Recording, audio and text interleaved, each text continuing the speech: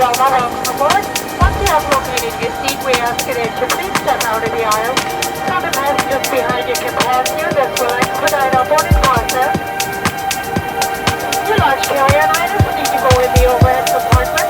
Your smaller ones underneath the seat in front of you, keeping all exits and aisles clear. If you need assistance, please contact the flight attendant.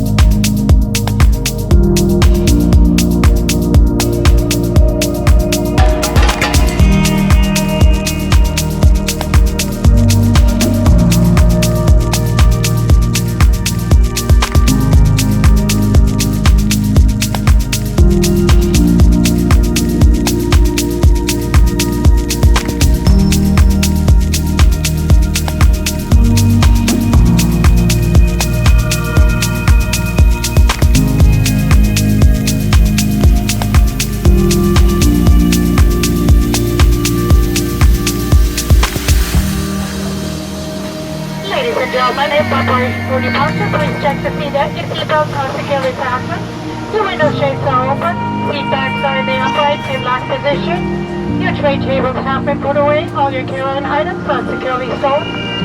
Underneath the seat in front of you, not blocking yours or your neighbor's exit to the main aisle.